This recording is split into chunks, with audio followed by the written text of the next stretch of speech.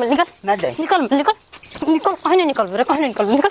निकल जो तो मोय भी सनमनी की रही है हमारे क्या गला तो कह दे तोर जबान क्या करतन हो का करतनी हैं का करतनी दोगला हैं हमरा से पेट नहीं के बस हमरा में पिलो पड़ल बा हैं ओही माई सवती के हमरा के हो गेल साल भर 6 महीना साड़ी किन ले ओकरा के हफ्ते में बाजार करे जाता कहां जातन देख ली का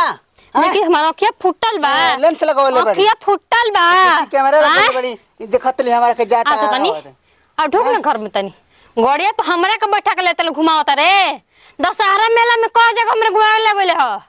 हैं लेकिन मेला कहां के जातनी हम हमर फुआ देखले रे हमर फुआ देखले रे तोरा के रे हमर फुआ देखले रे तोरी आग लगन मत डाली आग लगन बोलियो ठीक बोली सो ठीक बस हमर फुआ आग लगन बस तोर माई बहिन के निक बड़ी सन तोर माई बहिन निक बड़ी सन रे निक बड़ी सन तू कहत हाथ पार करतल तू कहत हम पार करतनी हां हाथ पार करतनी हमरे हाथ पार करतनी होद ओए मुआ दे चाप के ही मिनट चल भाग भाग हमर घर में ढुक गइले कहतन बोटी बोटी ना काट देन त फिर से बात का जो हम कहतन सहत नहीं उहे धान भागवान हां सहत रे काहे कबे बता दे काहे सहत रे काहे के ओकर मेहर के फेरा में बड़े घुप घुप के फेरा में बड़े जो नइखे मिलत हमारा ले पेट नइखे भरत हमारा सुगर बिया करियठी हां करियठी पिलिया हमारा सुगर बिया एक तर मार तू मारब सहत रे काहे अपन माई के चलते सहत रे अपन मेहरिया के चलते सहत रे अगर भेटा गुली राणो को है तो ना उनकर फेचकुट फेकर खुरपी ले जरी ले ना छील देना तो फिर से बात कर कहां हिलिया मार मत कहतन ठीक रख कर मत हट तोर बाप के घर ना बा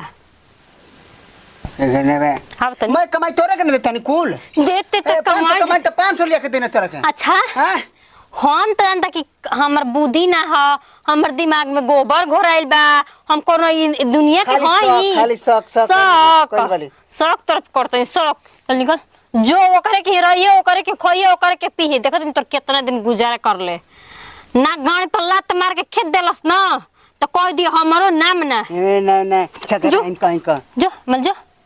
आइए मत घर में जातन आ गए ना जाते देखिए तो जो ना देखिए जो ओए माई मारे के जाके ढुक जिए लौके मत आइए मत हमरा किने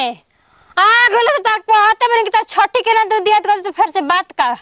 सुअर कहीं के निपुत्र के बेटा दोगला पदना के बेटा कह जाने कहां किस्मत में हमर लिखा गइल और उ सौतिनिया अगर भेटा गइल कहियो ना त कहत नहीं कि ओकर ना जरी से छील देनी खुरपी लगा के ना तो फिर से बात का भोसड़ो एकदम अथु कहले बड़ी हमरा के उपजिया के रखले बड़ी भत्तार के मरले बड़ी की एकदम रंडा बना के रख देले बड़ी हैं आज सवत कहियो तू हमारा हाथे लाग जा तू तब देखी है